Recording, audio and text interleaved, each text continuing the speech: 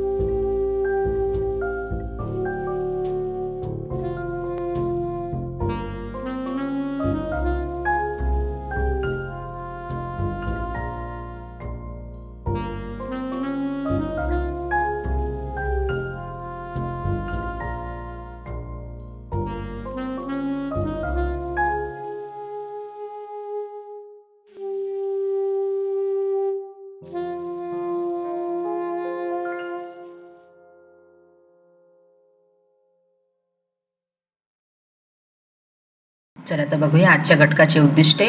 विद्यार्थ्यांना शब्दकोशाची माहिती होईल, शब्दकोशाचे उद्दिष्ट लक्षात येतील आणि शब्दकोशात शब्द कसा शोधावा ते समजेल. विद्यार्थी मित्रांनो, शब्दकोश म्हणजे काय? आपण आजच्या ह्या पाठातनं काय शिकणार आहोत? तर आपल्या पाठाची मध्यवर्ती कल्पना काय त्याचा आपण थोडक्यात परिचय करून घेऊया. दैनंदिन जीवनात आपण सहजपणे अनेक नवीन शब्द वापरतो. हे शब्द सहजपणे आपल्या कानावर पडतात अथवा वाचनातून समजतात. संदर्भानुसार आपण त्यांचे अर्थ लावतो व त्यांचा उपयोग करायला शिकतो. प्रत्येक वेळी त्या शब्दाचा नेमका अर्थ किंवा अर्थछटा आपल्याला समजलेच असतेच असे नाही. आपण दैनंदिन जीवनात अनेक शब्द आपल्या कानावर पडतात, वाचतो, ऐकतो. प्रत्येक वेळेस तो शब्द आपल्याला कानावर पडल्यावरती त्याचा अर्थ समजतोच असे नाही किंवा नेमकी त्या अर्थाचा त्या वाक्यामधले त्याचा नेमकी अर्थ काय होतो हे समजतच असं नाही. मग भाषिक समृद्धीसाठी शब्दाचा नेमका अर्थ माहिती करून घेणे अत्यंत आवश्यक आहे. त्यासाठी शब्दकोश हे महत्वाचं साधन आहे. आपली जर भाषा समृद्ध करायची असेल तर त्यासाठी शब्दाचा नेमका अर्थ काय होतो ते माहिती पडलं. जसं आपण एका शब्दाचे 2 अर्थ राहतात, तर 2 अर्थापैकी आपल्याला नेमका अर्थ कोणता घ्यायचा आहे, तो नेमका अर्थ घेतला तर त्या वाक्याचा अर्थ पूर्ण होतो. या वर्षी आपण शब्दकोशाची ओळख करून घेणार आहोत. नवीन शब्दांचे अर्थ आपण शब्दकोशात पाहू शकतो. हे शब्द शब्दकोशातून कसे शोधता येतात त्याचे मार्गदर्शन या पाठातून मिळते. नवीन शब्दांचे अर्थ तुम्ही शब्दकोशात पाहायला शिकावे, त्याची सवय तुम्हाला लागावी व शब्दांच्या अर्थाची मजा घेता यावी या दृष्टीने या पाठाचा अभ्यास महत्त्वपूर्ण आहे. आता तुम्ही इंग्लिशमध्ये डिक्शनरीतला एक पर्टिक्युलर इंग्लिशचा वर्ड तुम्ही शोधत असणार. आता मराठी भाषेमधला हा मराठी शब्दकोशातनं तुम्ही मराठी शब्द कसा शोधायचा हे आपण आजच्या पाठातनं शिकणार आहोत. त्यासाठी हा पाठ महत्त्वपूर्ण आहे. तर विद्यार्थी मित्रांनो, गेल्या वेळेस आपण भाग 1 अभ्यासला. त्याच्यामध्ये आपण शब्दकोश म्हणजे काय ते बघितलं. शब्दकोश म्हणजे शब्दांचा संग्रह, त्याला एक विशिष्ट रचना पद्धतीने त्याला अरेंज केलं जातं, म्हणजे त्याच्यात ते विशिष्ट रचना पद्धतीने त्याच्यात शब्द टाकलेले असतात, त्याचे उद्दिष्ट आपण अभ्यासले आणि तो कसा पाहावा आता आपण ते समजून घेऊया. तर विद्यार्थी मित्रांनो, शब्दकोशाचे उद्दिष्ट काय बरं, शब्दकोश हा का शिकावा, त्याचा आपण आता त्याचे ऑब्जेक्टिव्ह काय असतात ते आपण बघणार आहोत. प्रत्येक शब्दाला विशिष्ट अर्थ असतो हे कळणे. जेव्हा आपण शब्दकोश बघणार आहोत त्या शब्दकोशामध्ये प्रत्येक शब्दाचा अर्थ आपल्याला उलगडणार आहे, तेव्हा आपल्याला समजतं की प्रत्येक शब्दाला हा विशिष्ट अर्थ असतो. शब्दाचा योग्य अर्थ माहीत करून घेण्याची सवय लागणे. आपल्याला शब्दाचा योग्य, जसं आपण एका शब्दाचे दोन अर्थ उदाहरणार्थ मान म्हणजे शरीराचा एक भागही असतो आणि एक मान सन्मानातला मानही असतो. नेमकी त्या शब्दाचा अर्थ काय होतो तो आपल्याला समजून घेण्याची सवय लागते. नंतर शब्दाच्या अर्थाच्या छटा समजणे. एकच शब्दाचा विविध अर्थ होतात ते अर्थ समजणे. शब्दकोश ही संकल्पना समजणे. शब्दकोश म्हणजे काय, तो कसा पाहावा हेही समजतंय. नंतर शब्दकोशाची गरज व महत्व लक्षात येणे. शब्दकोशाची गरज काय आहे, त्याचं महत्व काय आहे, हेही आपल्याला जेव्हा आपण शब्दकोश बघणार आहोत, हाताळणार आहोत, या पाठातनं शिकणार आहोत, तेव्हा शब्दकोशाची गरजही आपल्याला आणि त्याचं महत्वही लक्षात येणार आहे. आणि शब्दकोश हाताळता येणे. शब्दकोश तर घेतला, पण शब्दकोशात शब्द कसा बघायचा, तो कसा शोधायचा, हेही आपल्याला समजेल. अशा तऱ्हेने ह्या पाठाची ही उद्दिष्टे आहेत. चला तर बघूया काय असते शब्दकोशात. शब्दकोश म्हणजे काय आपण बघितलं, शब्दांचा संग्रह म्हणजे शब्दकोश. मग या शब्दकोशात असतं काय, एक असतो शब्दांचा संग्रह, अनेक शब्दांचा तिथं केलेला संग्रह असतो त्या ठिकाणी. नंतर शब्दांचे प्रमाण उच्चार, प्रमाण भाषेनुसार त्या शब्दाचा उच्चार कसा होतो ते पण दिले असते. त्यानंतर त्याची असते व्युत्पत्ती, म्हणजे त्या शब्दाचा उदय कसा झाला किंवा त्याचा जन्म कसा झाला किंवा तो शब्द कसा तयार झाला, तो कुठल्या भाषेतून आला ते सांगितलं जातं. त्यानंतर समानार्थी प्रतिशब्द, त्या शब्दाचा समानार्थी शब्द प्रतिशब्द काय असू शकतो हेही आपल्याला त्या शब्दकोशात सापडते. त्यानंतर संदर्भानुसार बदलणारे शब्दांचे अर्थ, म्हणजे शब्दांच्या अर्थाच्या छटा त्या ठिकाणी तेही आपल्याला समजतात संदर्भानुसार. आणि 6व्या नंबरचं दिलंय त्यांनी अर्थाचे स्पष्टीकरण करणारे वर्णन किंवा चित्र.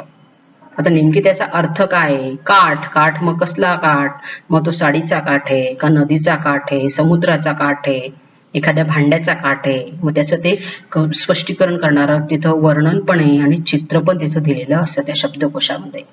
आणि त्यानंतर प्रसिद्ध लेखकांच्या ग्रंथातील संदर्भ, नेमकी हा शब्द त्या प्रसिद्ध लेखकाच्या कोणत्या ग्रंथात आलाय, त्यांनी कुठे तो शब्द वापरला आहे, हेही आपल्याला त्या शब्दकोशामध्ये बघायला मिळतं. तर विद्यार्थी मित्रांनो, शब्दकोशात शब्द कसा पाहावा ते आपण आता बघणार आहोत. तर शब्दकोशात शब्द पाहण्याचा क्रम आपण बघूया, शब्दकोश कसा पाहावा ते बघूया आपण. तर शब्दकोश आपण हा घेतला अगोदर, तर एखादा शब्द अगोदर मनात ठरवा, कुठल्या शब्दाचा तुम्हाला नेमकी अर्थ शोधायचा आहे तो बघा. त्यानंतर आकारविल्लीनुसार क्रम समजून घ्या. त्या शब्दाचा आकारविल्लीनुसार त्याचं जो पहिलं अक्षर आहे त्या अक्षराचा क्रम समजून घ्या. त्या अक्षराचा मागे पुढे कुठले अक्षर येतात ते समजून घ्या. मग शब्दकोशात तो बघा, त्याचा नेमकी त्या अर्थ शोधा. तुम्ही जो शब्द घेतलाय त्याचा तो अर्थ शोधा, त्या अर्थाच्या विविध छटा लक्षात घ्या. उदाहरणार्थ काळा आहे तर मग काळ्या रंगाचा काळाचा काय आहे तर काळा भोर, काळा कुट्ट, अशा त्याच्या विविध अर्थ छटा तिथे लक्षात येतील.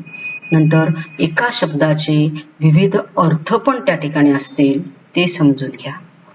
अशा तऱ्हेने तुम्हाला शब्दकोशात तुम्हाला शब्द बघायचा असतो. चला तर आता प्रत्यक्ष बघूया आपण शब्दकोशातील शब्द.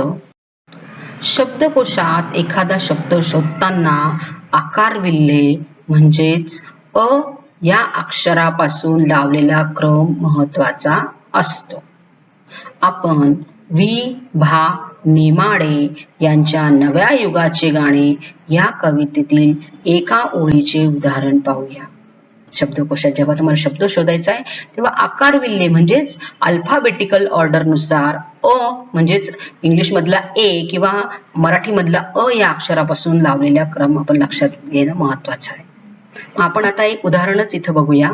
इथं विभा नेमाडेंची कवितेचा आपण ओळीचा आपण उदाहरण बघूया.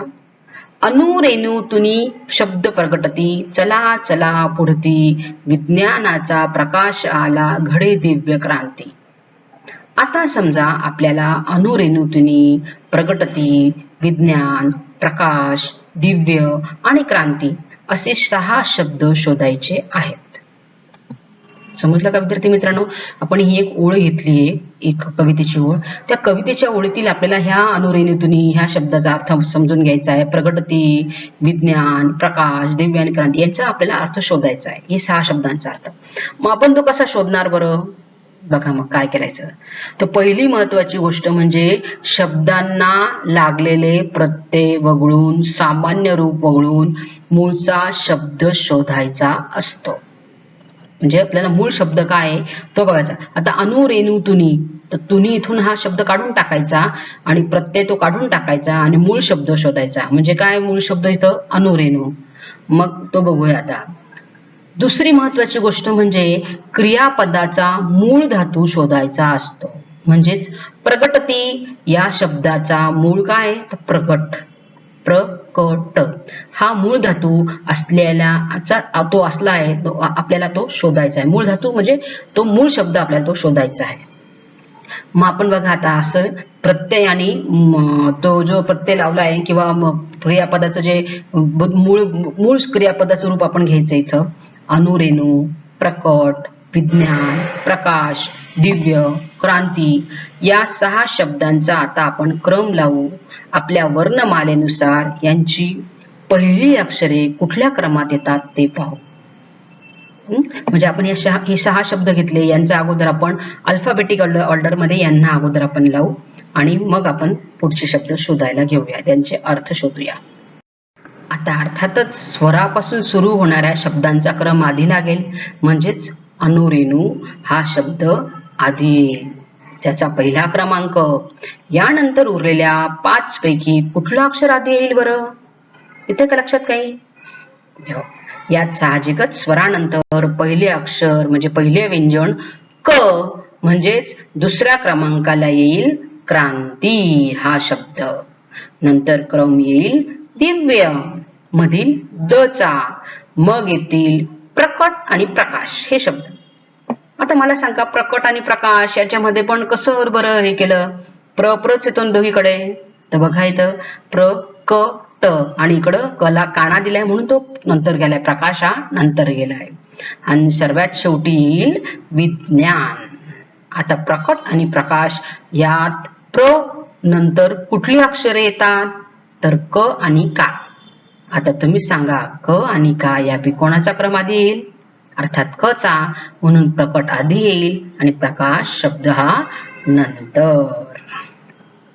अशा तऱ्हेने आपल्याला ते अल्फाबेटिकली ऑर्डर लावायची असतेच. म्हणजेच अर्थातच त्याचा आपण काय करणार आहोत, तर आपल्याला अक्षरांचा क्रमानुसार आपण ते शब्द तिथं लिहिणार आहोत. मग बघा बरं, आता काय क्रम तयार झाला?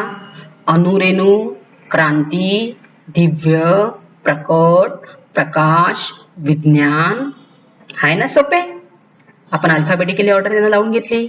मग आता यात क्रांती आणि प्रकट, प्रकाश यामधले पहिले अक्षर जोडाक्षर आहे, ते कसे शोधायचे बरं? इथं काय लक्षात? तर अ पासून औ पर्यंतचे शब्द संपले की जोडाक्षर सुरू होतात. तुम्ही प, पा, पी, पी, पू, पू, पे, पै, पो, पो, पम पहा हे जेव्हा संपले की मग शेवटी नंतर जोडाक्षर तुमचे मग सुरू होतात.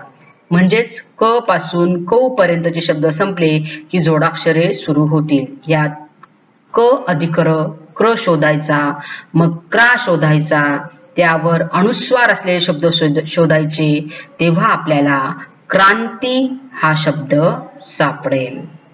आता तुम्ही स्वतः शब्दकोशात शब्द पाहायचा सराव करा.